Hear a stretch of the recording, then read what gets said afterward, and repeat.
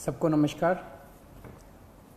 जैसा हम देख रहे हैं देश भर में कोरोना का बहुत ज़बरदस्त कहर छाया हुआ है और इस कोरोना काल में जो सबको लग रहा है कि समाधान इसका एक ही है, वो है वैक्सीन।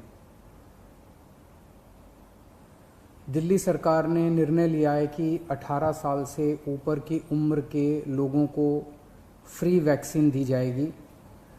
हम कोशिश करेंगे कि इसको जल्द से जल्द और बड़े स्तर के ऊपर कैसे लोगों को वैक्सीन किया जाए, इसका पूरा प्लान तैयार किया जा रहा है। आज सुबह हम लोगों ने दिल्ली में 1,34,00,000 वैक्सीन खरीदने की मंजूरी दी है। हम कोशिश करेंगे कि ये जल्द से जल्द वैक्सीन खरीदी जाए और लोगों को लगाई जाए।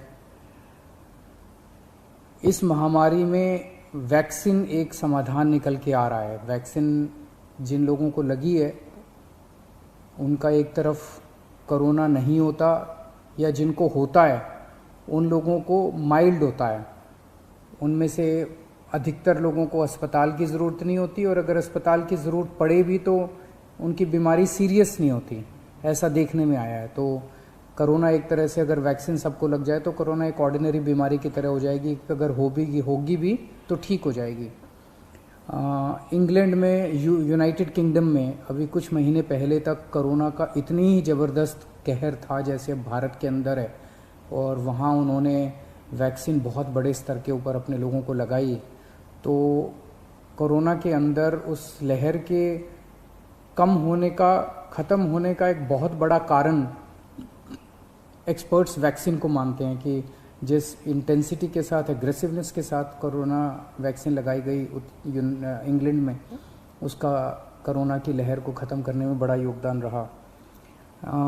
वैक्सीन के एक निर्माता ने कहा है कि वो राज्य सरकारों को 400 रुपये में देंगे, दूसरे निर्माता ने कहा है कि वो राज्य सरकारों को 600 रुपये में देंगे, और केंद्र सरकार को दोनों 150 रुपये में देंगे।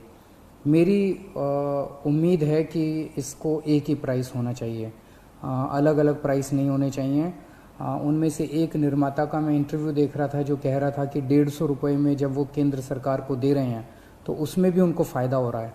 तो अगर 150 रुपये में भी उनको फ़ायदा है, उसमें नुकसान नहीं है, तो 400 रुपये में और 600 रुपये में तो बहुत ज़्यादा फ़ायदा है।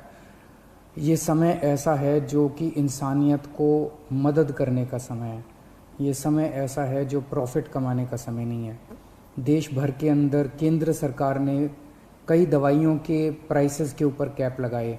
अलग अलग राज्य सरकारों ने हॉस्पिटल्स के प्राइसेस के ऊपर कैप लगाए कि अस्पताल जो हैं इससे ज़्यादा नहीं ले सकते दाम, इस चीज़ के इतने लेंगे, इस चीज़ के इतने लेंगे।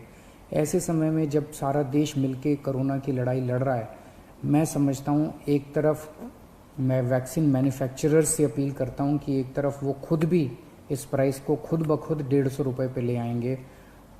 पूरी ज़िंदगी पड़ी है प्रॉफिट कमाने के लिए। ये टाइम कोरोना जब महामारी इतने बड़े स्तर पे फैली हुई है, लोगों से ये प्रॉफिट कमाने का टाइम नहीं है। मैं केंद्र सरकार से भी अपील करता हूँ कि अगर ज़रूरत पड़े तो इसकी भी कैपिंग की जाए और इस प्राइस को कम किया जाए।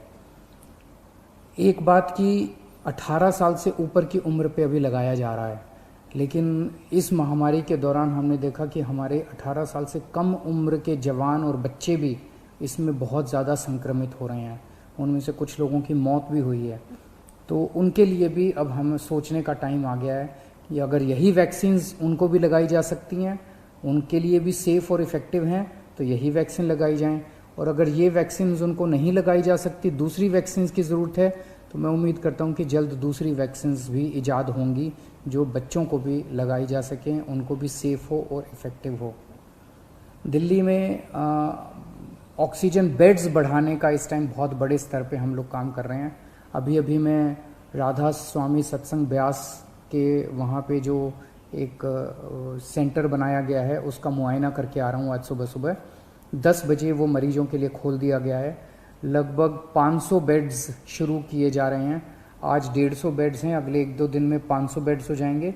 उसके 2-4 दिन के अंदर इसको 2000 बेड्स तक और फिर 5000 बेड्स तक ले जाया जाएगा। इसके साथ साथ वहीं पे 200 बेड्स का आईसीयू भी तैयार कर रहे हैं राधा स्वामी सत्संग में। और तो मैं उम्मीद इसी तरह से पूरे दिल्ली के अंदर कई जगह फैसिलिटीज़ क्रिएट की जा रही हैं ऑक्सीजन बेड्स की। मैं उम्मीद करता हूं कि इससे जनता को काफ़ी फ़ायदा होगा। नमस्कार।